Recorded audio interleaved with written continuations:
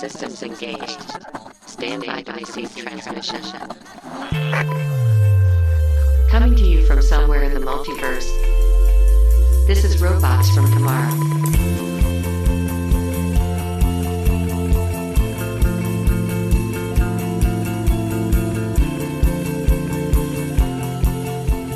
This show is available on Apple Podcasts, Spotify, YouTube Music, and as always your podcatcher of choice.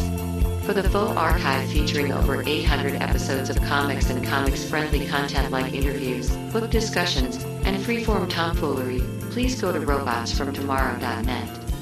Here is your host, Greg. Hello, and welcome to Robots from Tomorrow. My name is Greg. Thanks for joining me. Today we're talking about Copra, the indie comics darling that fuses 80s mainstream comic sensibilities with modern execution to give us an adventure story that looks familiar up until it doesn't. In the 12 years since its inception, Copra has taken readers on a journey both on the page and off.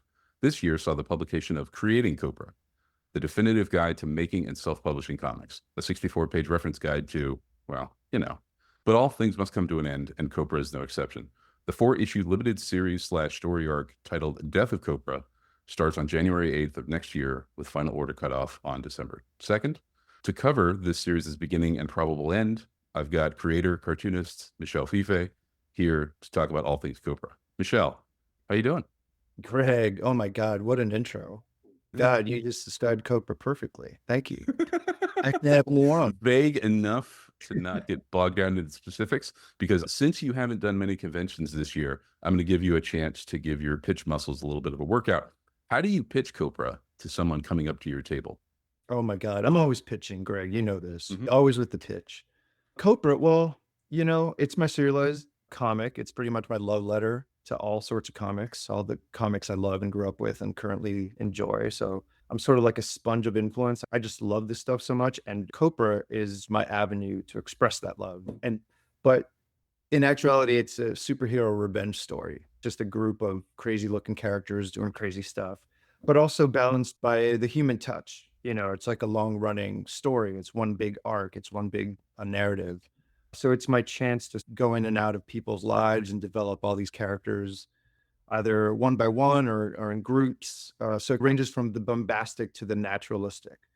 And I've been fortunate enough to get this far. I'm 45 issues in, mostly self-published, and I have 7 collections out, a hardcover out, and I've just been dedicating my life to this one story. And the time has come to end it. I've been gearing up toward this end for a while, and I figured I wanted to package it in its own miniseries, in its own little corner within a corner, thus the Death of Copra miniseries by Image Comics. I thought the ending warranted that sort of change and attention. And yeah, it's bittersweet, but that's how I started this story, which is, even though I fell in love with characters quickly, if they had to go, if they had to make a pivot, if I had to change them, if that's what the story demanded, the better story demanded, I had to follow that instinct or that law, really. I couldn't really take advantage of the control that I have. I had to self-regulate for the betterment of the overall story, and that's what this is. In 4 issues, I'm just going to wrap it up. Man, I want to say the killer instinct to be able to do that, but something I've noticed in your work, not just with Copra, but how you navigate comics, is a practicality, a willingness to self-evaluate, to try and be realistic with what's actually there and what you're going through. And so I want to get back to that in a second, but are you done with Copra on a day-to-day level? Are you still working on the end of the series, or have you been penciled down on Copra? Oh no, I'm still working on it. Okay. I've been working on it. This has been written for almost a year, just because I had to schedule a huge move from one city to another. I could write while moving, but I couldn't really draw. I didn't have my station set up. So it's all been written and plotted and written for a while. And now that I've gotten to actually draw the pages, that's when it becomes real to me. And that's why it was announced too, because I'm ready to go. Like, we're in good shape. I'm ahead of schedule, especially now that it's going through Image, as opposed to when I would self-publish the issues, it would come one at a time. I would just make an issue and then send it to the printer, and they would send it to me right back. It was all pretty quickly. It was a swift affair. But now I have to have issues in the can. I have to be far ahead of schedule, promote it, make sure everything's fine. So yeah, it's weird. I'm still working on it. I'm almost done with it. So I'm in a very specific, weird place right now. Are you looking forward to the day where you don't have to work on another Copra page? Are you dreading it? Are you even thinking about it? I'm trying not to think about it, to be Okay. honest. Yeah, it's only because it'll come. I'm fine. So what I'm trying to do is like really enjoy it, really enjoy these Mhm, last few steps without being precious, because that's the approach I took to even starting this thing in the first mhm, place, mhm. not to be precious, which is odd considering that I've had to repackage the earlier material and I look through it and I'm just like, I could have spent a little bit more time on this and that, but I can't think like that Yeah, about the old stuff. It exists the way it exists. That's it. I yeah. can't be sentimental about it. And I can't be too overly critical about it because it already happened, right? All I could do is learn from my mistakes and move forward. And that's why I think the stuff on my table right now is the best stuff I've done. And I know every artist says that, but I really just think the story of Copra is also one of development on a meta level Mm, because it is sort of, it's not autobio, obviously, but there's so much of me in that story and just the way I get to express myself through different characters and their situations and the way they interact with one another. This is me wrapping it up is indicative of that too. It's like I have to wrestle with the fact that I'm ending by choice, I'm ending this thing that has defined my life for so long. And it's my signature series. I mean, it's a thing that like it's my book, it's my baby. It's rough, it's weird. yeah. But like I said, I'm trying to enjoy it. I am enjoying it, but I'm also trying to be like the pages just need to get done.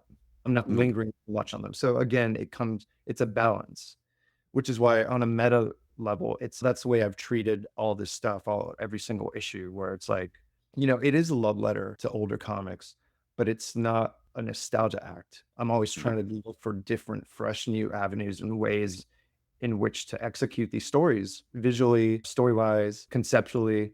So it's a balance of love the past, but I'm not gonna kneel to the past either. I'm not gonna be beholden to my own personal nostalgia. Because I think other people do that. They do it fine. I have no interest in doing that at all. I don't want to recreate a specific kind of magic. I just want to tap into a larger vibe, if you will. When I think of you and your work, I don't think precious. That is like the opposite of what I think. And it's interesting that you say, tapping into a vibe, because when a lot of people describe Copra, they're like, oh, it's that Suicide Squad. I don't want to Mhm. say rip off, but they're like, oh, it's, No, yeah, and fair Suicide enough. Squad. Fair enough. It But, is and easily influenced by it. Yeah. that is in the DNA. But I was thinking about this and then reading the beginning part of Creating Copra again last night. I actually probably should have written down what the actual quote was, but it's basically you trying to tap into that 80s production mentality where I want to say adventure comics because I don't necessarily think superheroes with Copra, just like I don't think necessarily superheroes with Suicide Squad, even though costumes and whatever. But you have always done this thing of you're going to build this structure to give yourself an environment to create, but you're not creating to replicate that environment, right? Like Copra doesn't look like an 80s comic, right? It Right. doesn't, but it feels like that 80s ground level type of Mhm. thing. Maybe this could have been a first comic or an eclipse, something But like that. But even then, you're like, no, but it really does meld those two things together. the And superhero thing, I agree. Like, it's not just to be super clear to the audience. Copra is not superhero in that it's just the typical masked vigilante with an alter ego doing good. It's not quite that. I use superhero in the very loosest terms, like you said. It's a costume. If a civilian could look at it and be like, "Oh yeah, that's a superhero," then fine. I'm not like strict. Like, well, it's yeah, not really superheroes. It's actually I just define them as like misfits, right? Like mhm, weirdo mercenary type of it's an excuse for me to draw cool stuff, right? mhm, For me, it's a chance for me to draw weird scenarios, magic, catastrophe, a battle royale type of the way I orchestrate a scene with many characters, which is, by the way, I never considered myself a team book kind of guy until I mhm, was. You know, Hmm. I think that's a very specific skill set to Yeah. be able to manage a huge cast, but also enjoy it. I don't see it as a Mm. burden. I don't see it as like, oh, I have to draw dozens and dozens of characters. I like it. The more I get to draw, the better. And it just gives me more fodder to examine later on, right? Hmm. So it's a superhero comic in the most general sense. But the way really I deal with all of it is because I don't have an editor, I don't have Hmm. anyone to care of me. So I did want to tap into that old school rigor, right, of Hmm. getting work done. But because I don't have an editor, I had to be my own editor. And so I had to be like, all right, I offered a subscription and I promised my readership these issues. And so it's all about mapping on the schedule. It's about getting X amount of work done within a certain time frame, and you better get those pages done. You can't wait for your muse. You can't wait to feel it and sit at the table when you want to. You actually have to start in the morning and get the page done until it's done. And Hmm. that's an exercise that I use to this day. Like even just yesterday, and think I would text my friends and just as proof, like, all right, here it is, a blank page. If it's not done by tonight, I'm a complete failure and I don't belong in comics. That is my sort of way of, okay, I better get it done because if I don't get this page done, I'm a failure in comics and my friends are gonna know. I gave them my word. My word is bond. This Right, has to right, right. happen tonight. I don't care if I eat. I don't care if I lose sleep. It has to happen. So that's how I've gotten to 45 issues and beyond. Is that impulse something that you've always had? That type of work ethic and that, No, like, not always. No, in my 20s, I fucked off a bunch. My roommates would say that's not true because I would always be drawing, but I but know for you myself knew. that Yeah. I could have worked harder for sure. And I think in my 30s, I recalibrated. And really that's when I started doing this stuff because I had to take stock in the fact that I wanted this to be a career, not a hobby. And so I had to Mhm. change my attitude because I didn't get a career out of it early on. I sort of like lost focus a little bit and I would still work and I would still, get jobs here and there. And that was kept my eye on the prize loosely with a with a healthy distance of 20. Mhm. But then I had to really just focus and get it going. And I think not only with my previous efforts like Vegas or Panorama, but Copra was the title in which I could really maximize my time on Earth, Mhm. in doing this stuff. And that just carried me this far. Through the course of Cobra, you've also done some writing with Marvel. You've done some little image minis like the G.I. Joe Sierra Muerte and the Blood Strike and all those things. Of Cobra is the engine of your career. How was it working on something else and then coming back to Cobra? It, man, it's a mixed bag because I had fun during those projects, but after I completed them, I couldn't wait to get back to Copra. Mm. And so what I learned was like it's good to balance things out a little bit. If I was feeling burnt out or tired by the self-publishing schedule, I was like, maybe it's time to just do something else for somebody else where I don't have to worry about the everyday details of shipping books and managing printers and overstock and stuff like that, of which there are many details. Those are just like the basics. If I just wanted to sit and create comics, I needed to find projects for me to do that. And luckily, I found that through Image, through IDW, through Marvel and DC also, or in different capacities. At Marvel and DC, I mostly also collaborated. Like you said, I Mhm. wrote for about a year and a half. And the interesting thing about that is I could have just taken that course if I hadn't had Copra under my Mhm. belt or Copra had ended earlier. Um, I don't know what I would have done, but it's just interesting to think about because, yeah, maybe I'd just be a Marvel writer or something, or I would want to pivot to be an artist, really, because that's what I'm most comfortable with, or a writer, artist. But yeah, I thought it was healthy. Sometimes I think, man, I took 2 years off to pursue those projects. That could have been 2 years of Copra, but I'm actually glad because I developed a healthier respect for collaboration and for playing well with others. I don't think I would have benefited from just being isolated for a solid 12 years. I think it's good to balance out the type of work that I was doing for a number of reasons, but creatively, for sure. I did benefit from doing other stuff. It just re-energized me for Cobra. This is a two-part question here. I'm trying to figure out which part to start with first. Who is Annie Koyama and what has she meant to Copra? She means the world to me. Okay. Annie Koyama is a spiritual guide to me, but she was a publisher. She was a publisher of Koyama Press back in the day.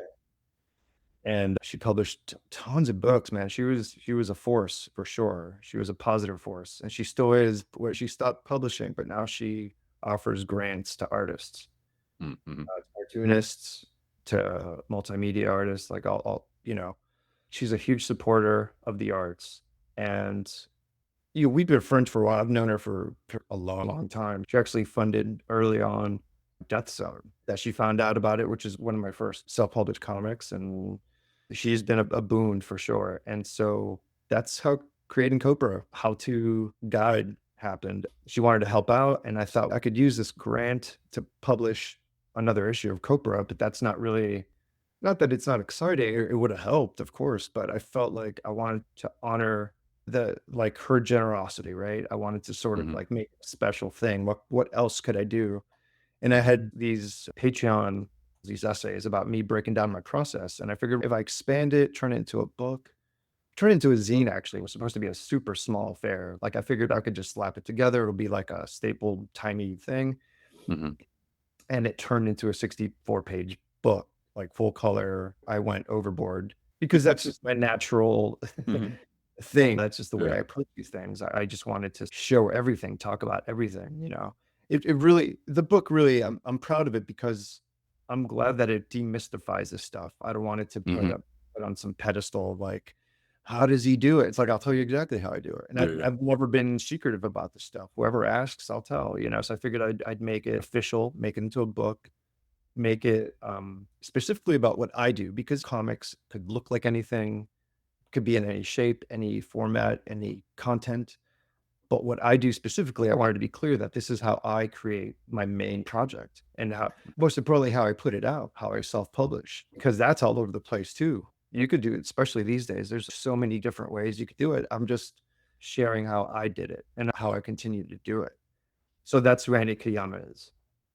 And I know somebody else has said this, so I'm paraphrasing it, but in specificity, you get universality, right? Mhm. Like somebody, if they were looking to make their own comic, you're so specific in what you do and how you put these things together that they can say, oh, well, I don't necessarily do that particular wrinkle, but that's how he's approaching this part of it. So I'll figure out what my version is. But it gives them a list of what they need to account for in their process to be able to put something together that is professional and that can stand the test of the industry and whatever. So personally, your book joins the pantheon of other comic how-to guides. Obviously, the Cerebus's Guide to Self-Publishing. There was also a book, there was a column by Larry Young, AIT, Planet Lair, for, I want to say Savant or something in like the early aughts. And those columns were collected in a book called True Facts that gave a snapshot of how to put together a comic and navigating the publishing landscape of that time, like a little bit of like promotional stuff and all of these things. So each one of those gives a snapshot of its era. And I feel like Creating Copra, particularly the last third of it, where you talk about your self-publishing adventures and trials and tribulations and lessons and all of that stuff, it is a wonderful document for not only all time, but also this time. Like you can go back and read the Cerebus's guide and pull stuff from it, because large parts of this don't change depending on the market. But for people who aren't artists or people who are interested in comics, these are all interesting books to have, because I can't draw a fucking straight line with a ruler. But this book is really informative to me to be able to give me a look into your process so that I can hopefully get a better handle of what you put on the page, but also how Yeah, you yeah. navigate the industry. And that's how it started really with the Patreon The posts. Patreon. Mhm. I figured, oh, this is interesting for Copra readers. They'll at least see what goes behind this title that they've been following. So it's just Mhm. specific to Copra fans and the readership and how I do my thing. But like you said, the more specific, the more universal it could be. And that's in putting this together. And thinking about putting this together, that's what I would hope to achieve, that other people who have never even heard of Copra could still get something out of it. Because even in doing so, even in putting it together and coddling everything, I had to sort of really define my philosophy about not only Copra, but comic books. And so it helped me sort of clarify a couple ideas. And I thought that in itself was interesting, at least for me, just for my self-edification. And so I put it together, and people who have never heard of Copra somehow just they see a how-to book and they're interested enough to give it a shot. And whether they become Copra fans or not, hopefully they'll get something out of it. But that's how it started, because for Copra fanatics, Copra heads, right? Just because that's what I would want. For my favorite book, I would love for a certain creator to go deep into it. And, again, to demystify, part of me does have that old school, oh, don't explain too much. And I get that. And I try not to, but I want to explain just enough where it's clear. It's still not a magic trick. I don't think there's a magic trick to this. I know some people say, oh, comics are magic, whatever. I could see that. I could maybe agree with that to a certain point. But for me, it's really just the blue collar ethos of just getting up and making it happen page by page. And that's it. That's all it is. There's no secret formula. You have to go through it, right? You don't just read this book and suddenly like you decode the truth of life. It just maps out exactly what I do in a realistic, practical manner. And it shows you that, hey, if I could do it, you could do it. Go ahead, try it. It's not easy, but it's also not impossible, because I did it, right? And everyone has a different experience, like all the books that you've mentioned, and all the books that are surely going to feed this self-help industry in the future. There might be a Creating Copra 2.0 because of the things I've learned in the subsequent 10, 20 years. Who knows? I feel like I could already make a chapter on where I'm at now. But like you mentioned, that the final chapter does map out my escape and return to self-publishing. And so that I found myself in a very unique position to maximize both opportunities. I was still working with Image Comics, where they did the collections, the hardcovers, digital, all that stuff. And I was still doing my self-published run, limited quantities, but it was a separate thing. And I figured now it's like, I want to re-enter the arena, so to speak. I want to tap into the ecosystem of the Wednesday crowd, comic shops, because it wasn't enough for me to just have trades out there. I wanted to have issues in hand. I wanted it to be in the catalog. I wanted people, there's a whole new generation of readers who have to be introduced to Copra. And if this is the way to do it, then this is the way to read. If this is how you're going to be introduced to it, by the end, so be it. Hopefully it'll inspire people to go back and read the entire catalog. So the second part of the question, if early on, let's say Bergen Street was like, hey, we want to pick up publishing of the singles, how do you think that would have changed your experience with the book or as a cartoonist?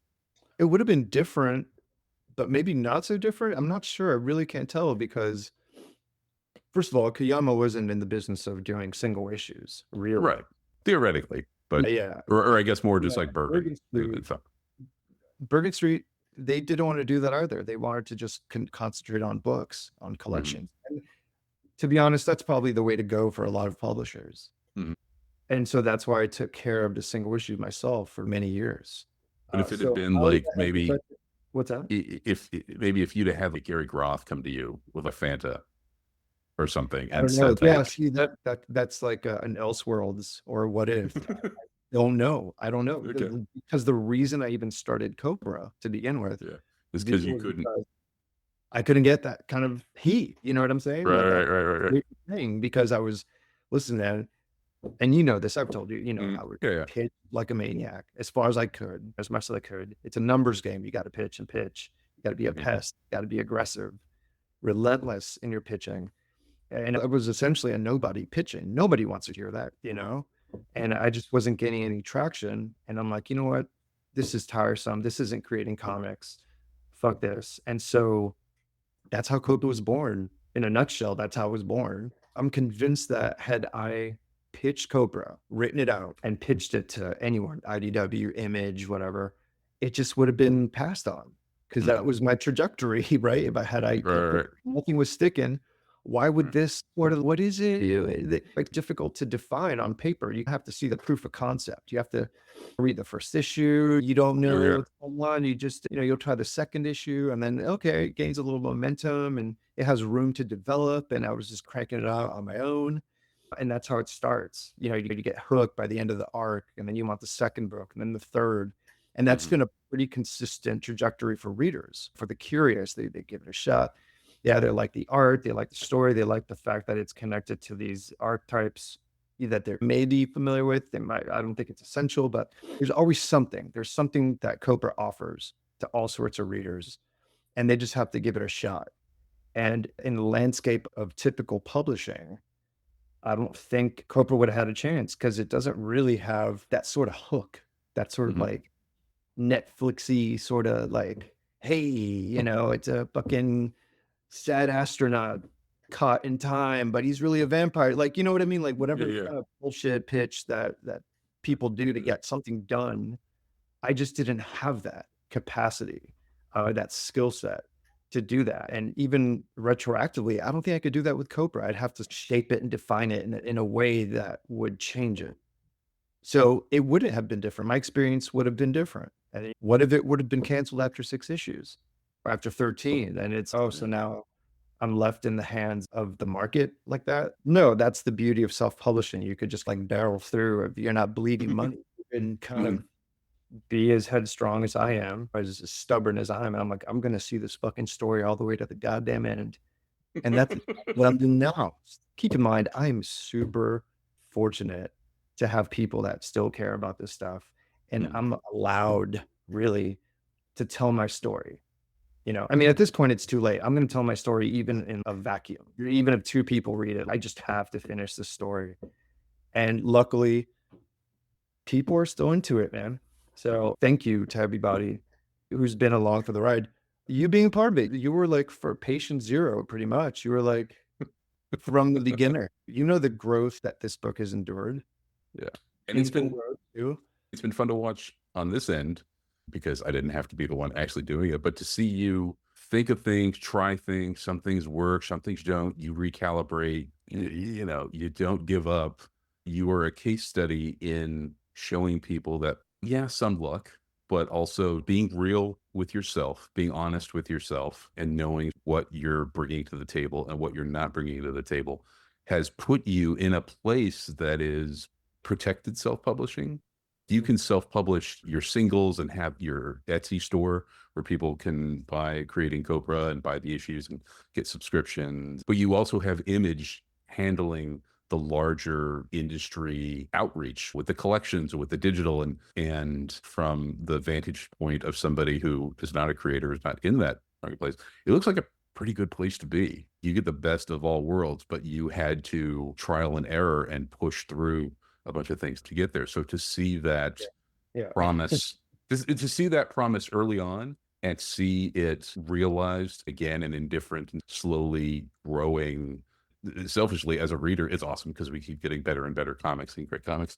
But then just to see make this journey and achieve all of this stuff, sometimes it does work out, and it's still an Right. ongoing thing. But you're like, hey, you know what? There are some good stories at the end of No, but you're right. Like luck the had end to of the do day. with it. Timing had to do with it. The marketplace, the technology, to be honest, Hmm. the way I could print in color. That's something that would have been really difficult even a decade prior, having social media, having an Etsy store, having a direct to consumer model. Hmm. Those are Hmm. big components of my story.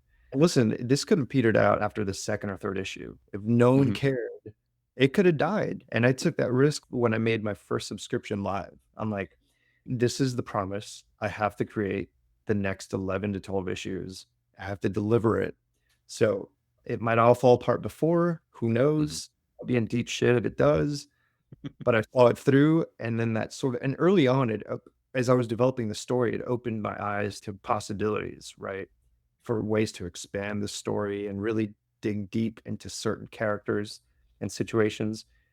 And it was because of that early success. It was because of the support that I got from not only readers, but stores, Hmm. you know, Hmm. and podcasts and just a general enthusiasm just to see it's one person create this comic. I was like, cool, whatever it takes. You guys like it, you don't like it, I don't know. I'm just making this thing. It was that simple. I was just really keeping my head down and pumping out these issues, issue by issue.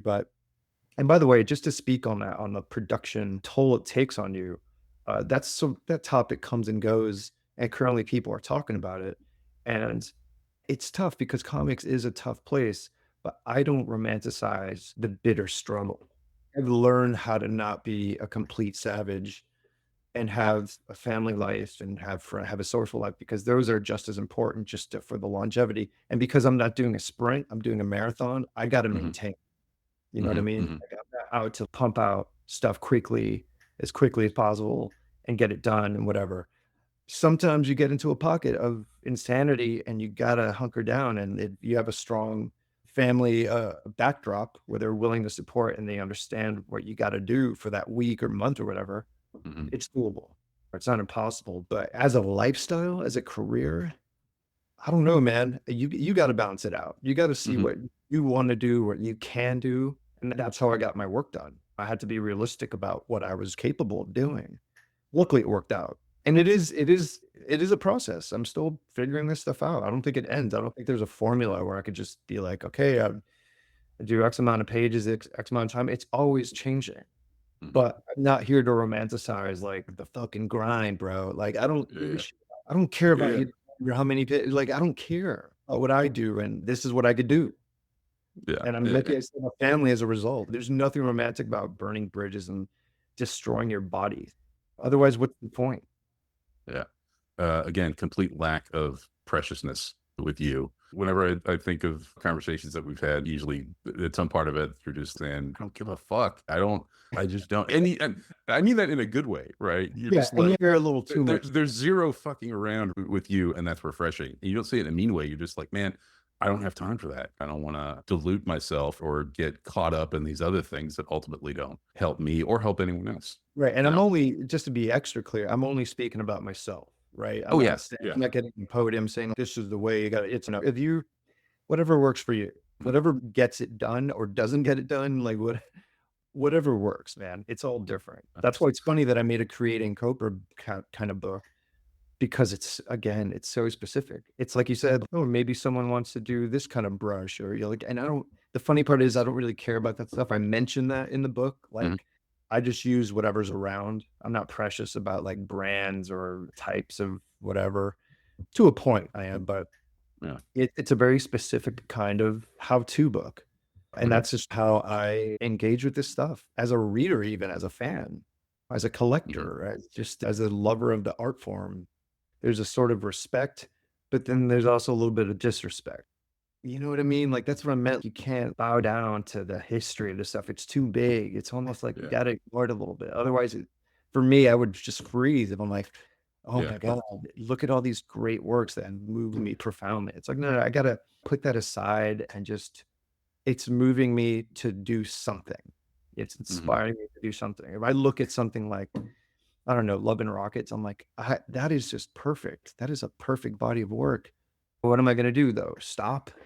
It's inspiring me to do something to sort of like channel that energy that I got and hopefully create something that might honor that energy, that feeling I got from reading them. This isn't comparing what kind of book or the incline or the writing style or whatever. It's larger than that. It's a much more abstract, personal, intimate thing.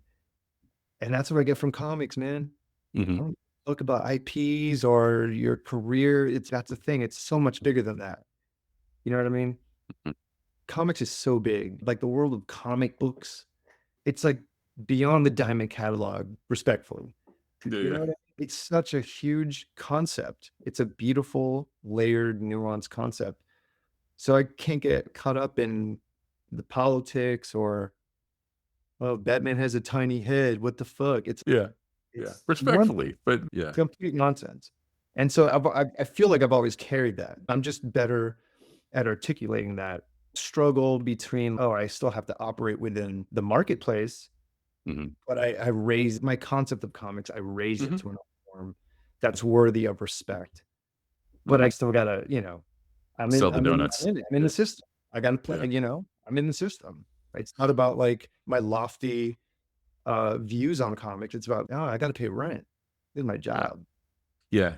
A certain amount of demystifying about it, because ultimately that's how all of those things that you revere were done, right? Like the Right. bros, every day they got up, they went to the drawing board, they worked, and day after day, all that stuff. That's how all of these things got made. So speaking about being in the system, one of the things in terms of comics, creating being such an insular activity juxtaposed with the outreach that you have to do, right? So having a Patreon account, engaging with retailers, checking in with stores about how the book is doing.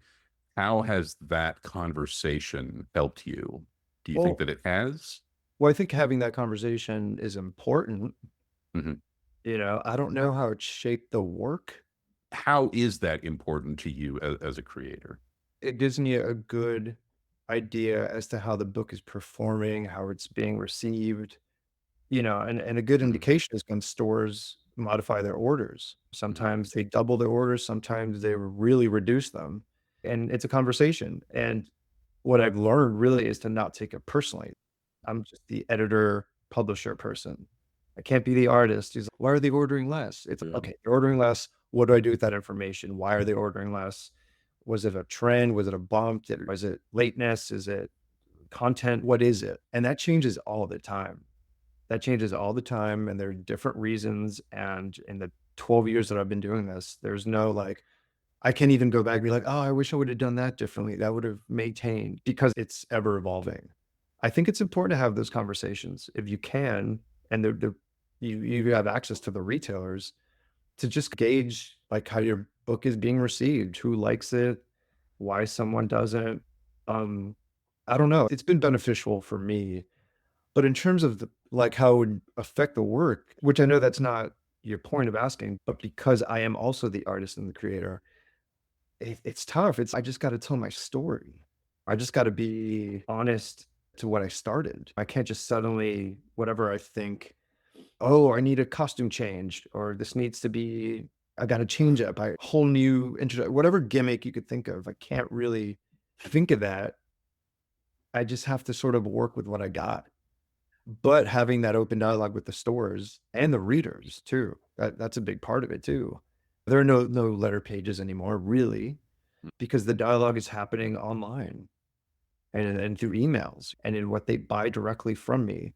But like, I think it's super important. How it's defined me, I'm not sure. I'm not sure. That'll probably come to me at some future point after the fact. But in the moment, I think it's super crucial. I mean, I just got in touch with a bunch of retailers trying to unpack this new project because it looks so different from what I normally do in terms of like varying covers and approach. And it's just different while still being the same. Like you said, like I'm having my cake and eating it too, in that I get to still self publish, but I have this broader platform through Image.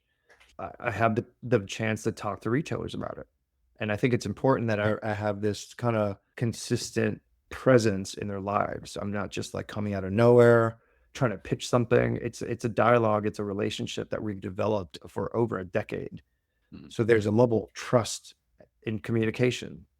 And I think that's super valuable. Whereas before, it's like, you didn't do that. You just stuck at your table and you produced the stuff, unless you self-published it, unless you were like Eastman and Laird or something, putting it out yourself. And then you hire a staff to maybe start doing the outreach. But really, it's small press stuff. Like people in the small press, if you're doing a small press book and you're putting it out yourself, these are just the steps you take.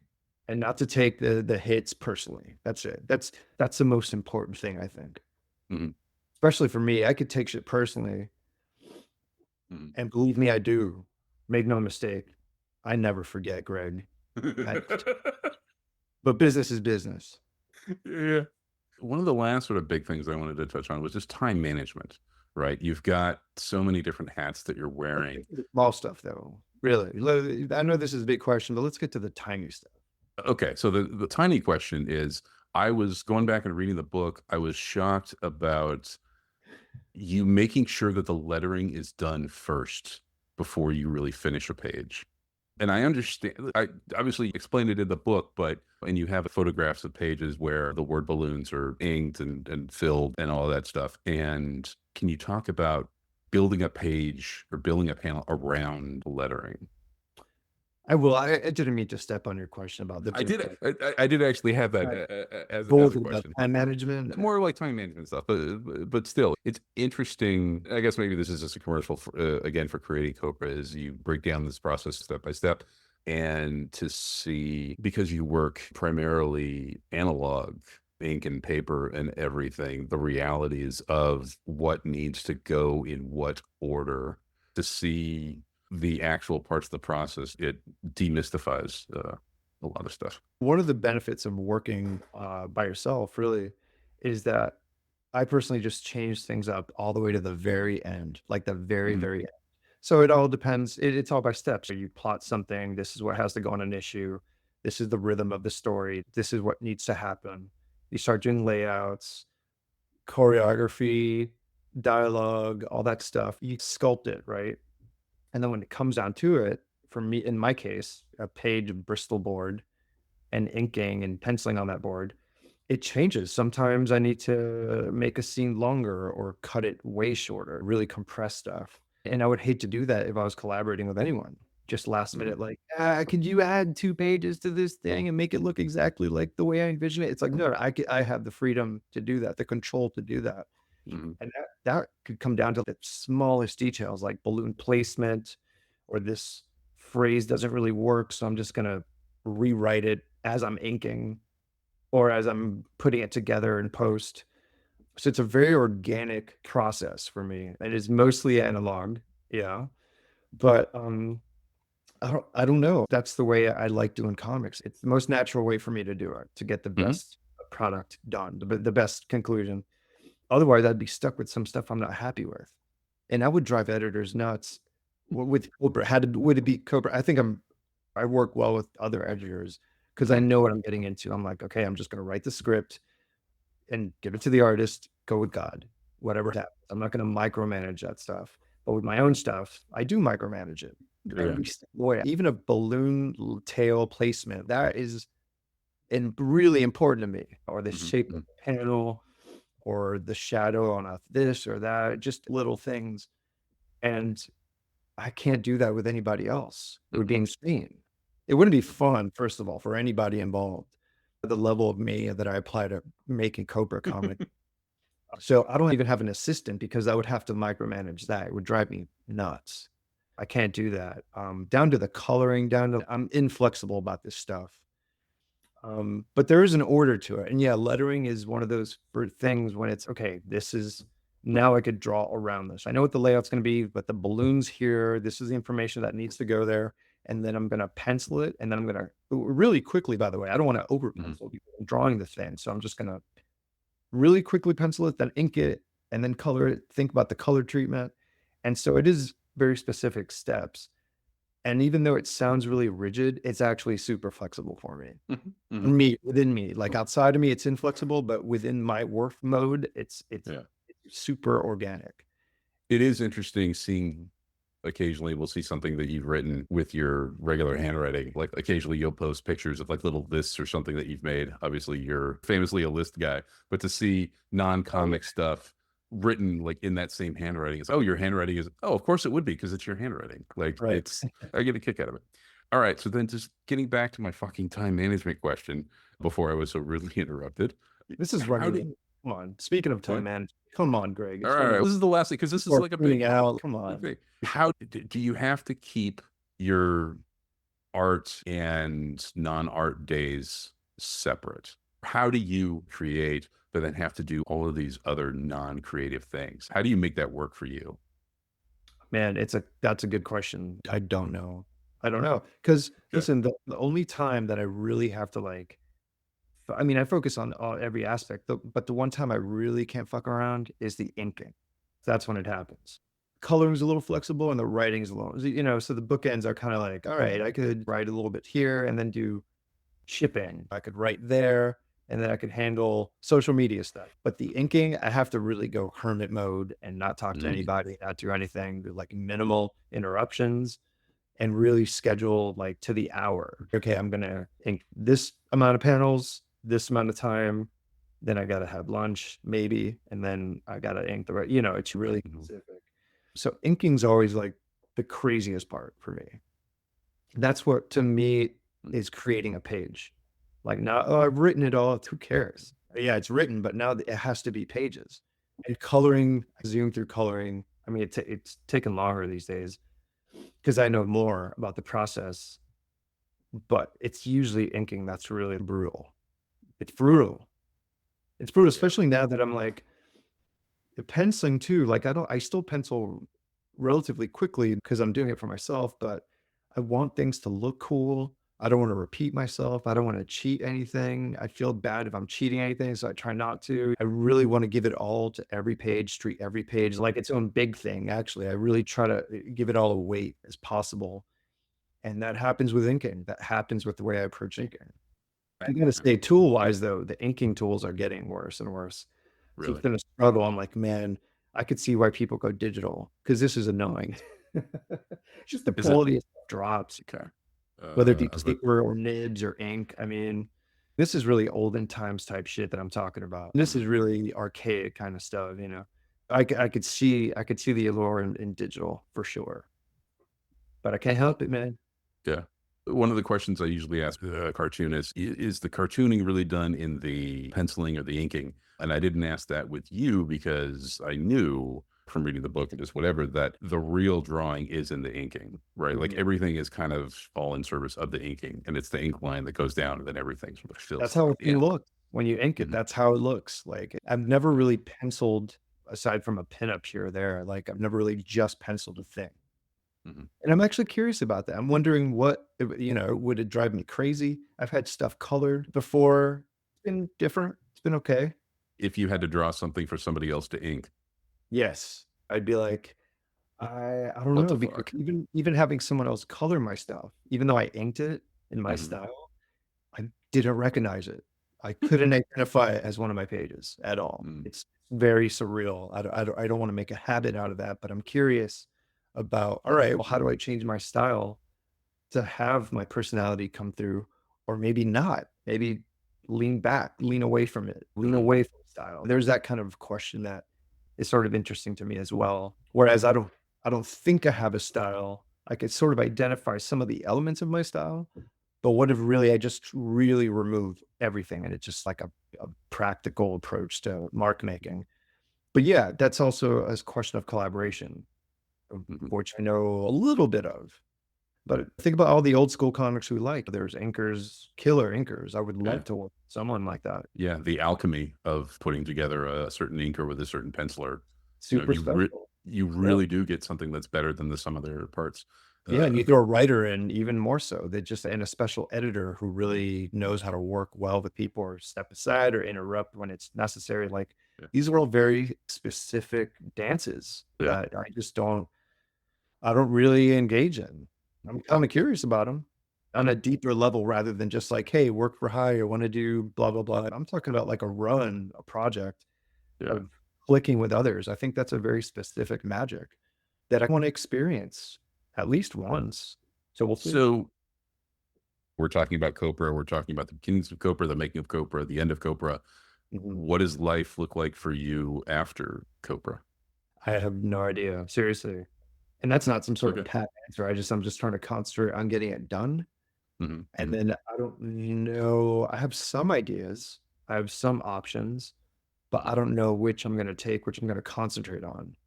We'll see. I don't know. Yeah. Maybe who knows? Will it be comics even? You know, I mean, I'm always going to be Mm, a comics lifer. I'm always going to be doing comics, but mm. I don't know. Having no Copra on the schedule is going to open up my personal schedule to Right, do right. stuff I've been wanting to do and approach things differently. We shall see. But for now, seriously, Greg, I got to get this thing done. I just have Yeah. to see it through. It's so close, and I don't want to finish it, but Right. it's got to end. Yeah. It's got to be over. And So that's I'm really just trying to drink in every moment, to be honest. yeah, as you should, because these types of times don't come along all that often, or maybe at all, in a creative career when you're having this wonderful confluence of events to put you in the home stretch of a real incredible journey. Last little half question, mini question here. So you've had 45 issues of Copra. Death of Copra is 4 issues. Yeah. That, to my math, adds up to 49 issues of Copra. Yes. Do you like 49, or does 49 make I an love OCD? 49. I love Oh, 49. No, but listen, if you think uh, about it, I've also done Copra Versus, 5 issues of that. so really it's 54. Or it's 54. Yeah. And even on the inside cover of those comics, I've mapped out numbers because I think that counts. Um, and that's something that I probably would have approached differently. Actually, I probably would have used them as backups or something, the material in Copra Versus. But during the time, I was really interested in making an offshoot miniseries. Mhm. And I had enough stories to fill up 5 issues. I don't think I was padding it out. I don't think I was hyper condensing it. It was just perfect. And Yeah. so I will essentially have done 54 issues of something. Which So is a that real achievement. I mean, doing anything is an achievement, but in this day and age, 54 issues of anything is a real achievement. and if you count Death Zone as a number 0, as a 54 and a half. yeah. 0.5, you could be like, going back to the 80s, you could be like Zod, where it's average 30.5 issues. There's like a half issue or a 3/4 or whatever. Once your numbers start getting into decimal points, then you're just like, okay, that's a I'm not doing that. or I'm not doing that. yeah. But yeah, I'm not doing that yet. I can't wait to get to Copra 1 million. Oh yeah, not to be too mawkish about it, but I'm really fortunate to have the audience I have who have been on this ride from the beginning, or even those who just joined up last year. It's just that's an awesome feeling. I'm super fortunate that's happening. I'm still treating it like this is just has to happen. I have to create the pages, I have to create the thing. That's important. That's an important rule for me to move forward. But I'm not taking that for granted. I'm not taking the audience for granted at all, or the opportunities that I've been offered because of it or through it. So I don't know. It's been unreal, to be honest. From this end of things, being on that ride with you has been really exciting. And I know we're going to get great comics in Death of Copra. It's a little sad, but all things end, and ending is not the worst thing. Sometimes it can be the best thing because you ended at the right time. Then you don't have other things that can color your appreciation of what was really good with something. So no Right. pressure. Just stick the landing on this and everything will be great. So where's the best way for people to follow the home stretch of Copra and all of your stuff? Oh, everywhere, everywhere. On every social media platform, just look me up, Michel Fiffe. Okay. I'm on Instagram, Threads, Blue Sky, Twitter X, Facebook, and Patreon. I have a Patreon page, and I give the most updates there too. The more behind the scenes kind of stuff. I have a website too. I try to update that as often as possible.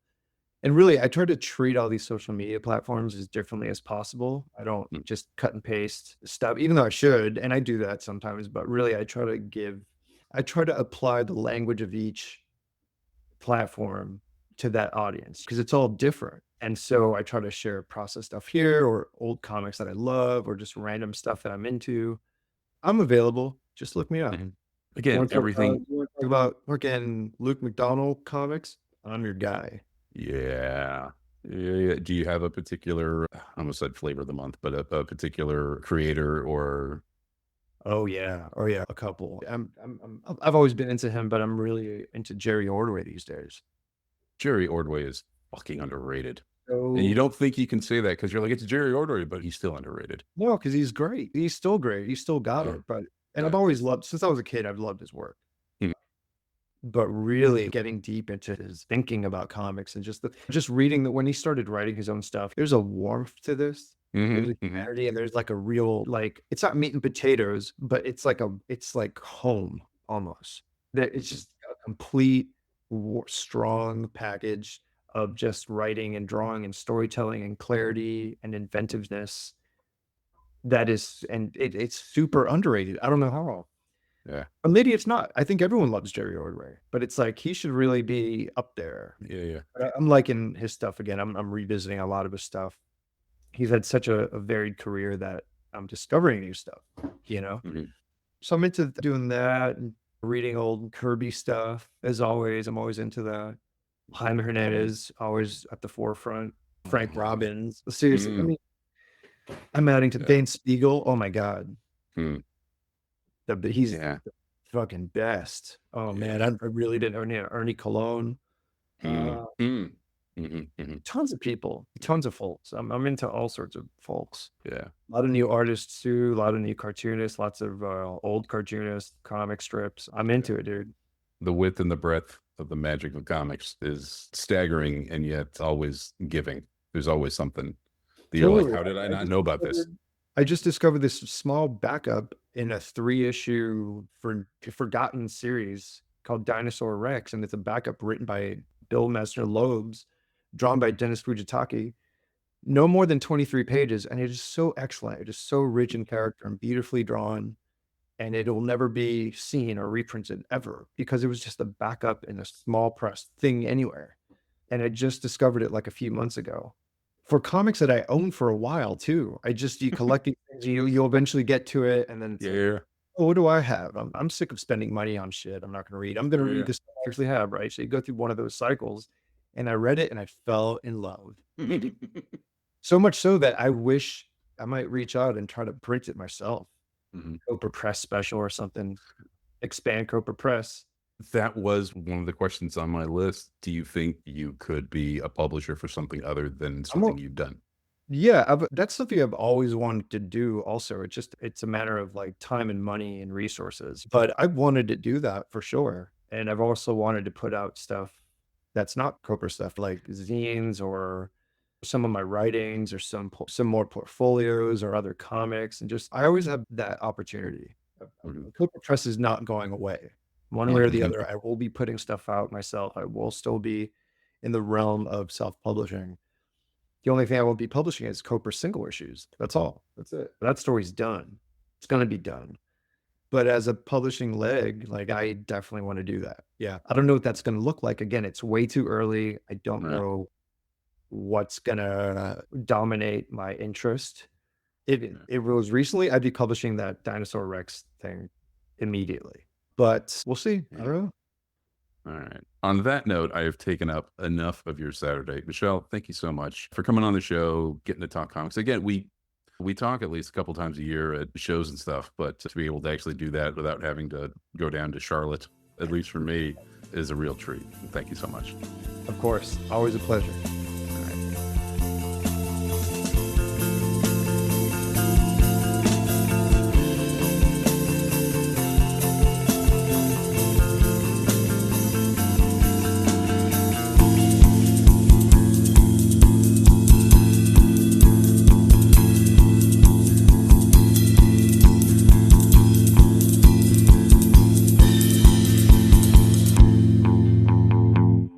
Thank you for listening. Systems disengaged.